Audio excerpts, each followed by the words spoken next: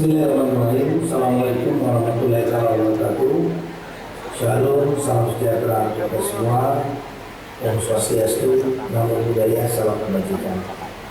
Pada kesempatan ini saya selaku Menteri dan Menteri dan sekaligus Kepala Badan Nasional Pengelola Perbatasan mengucapkan selamat hari ulang tahun untuk Kabupaten Tulung Agung yang ke-819.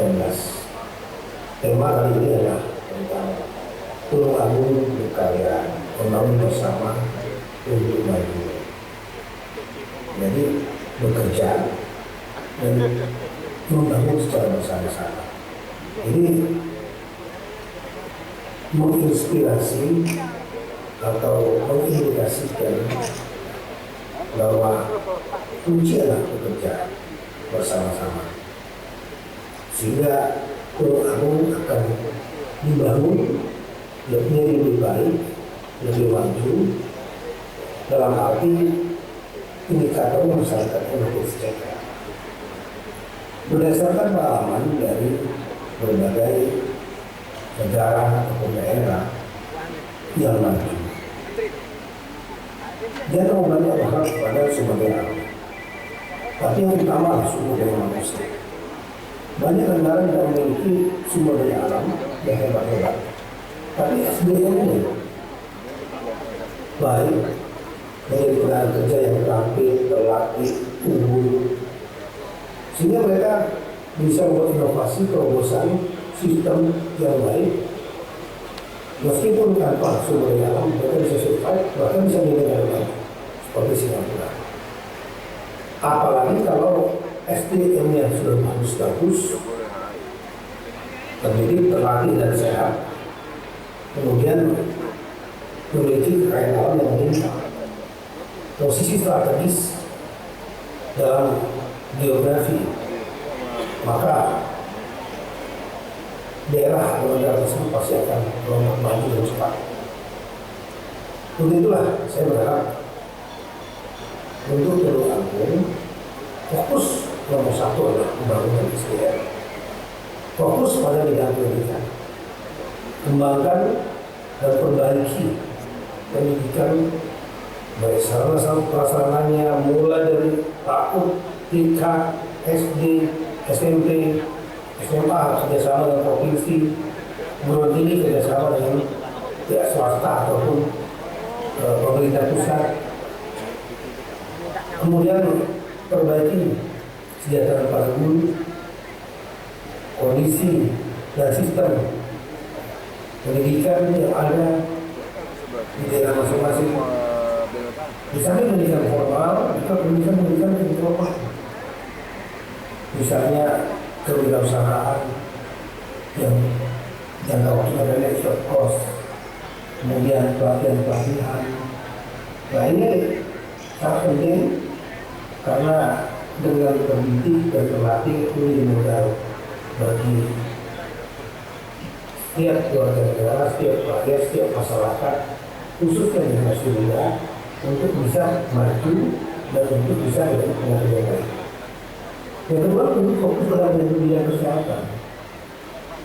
Karena yang baik harus sehat. Untuk itu, evaluasi kembali problema kesehatan yang ada di Tulung Agung.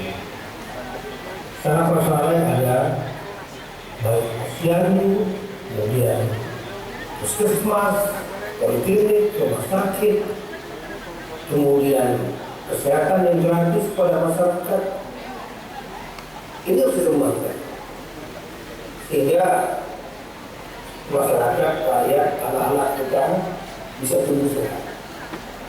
Problema masalah stunting, kekurangan gizi, terutama dari ibu hamil dan anak-anak usia 2 tahun dan selanjutnya usia perkembangan, ini juga betul-betul didata baik dan kemudian yang tidak mampu memberikan intervensi dengan tambahan gizi bagi pemerintah maupun CSR, dunia usaha atau kegotong royongan bagi masyarakat yang mampu membantu yang kurang mampu. Ini harus dikembangkan oleh semua pihak termasuk pemerintah yang menjadi saksi.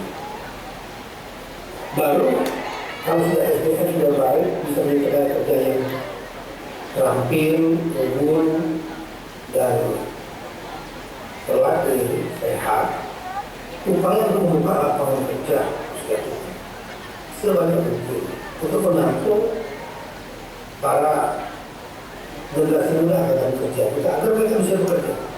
Kalau mereka tidak bisa bekerja, akan timbul masalah-masalah sosial menjadi beban pemerintah, masyarakat termasuk keluarga.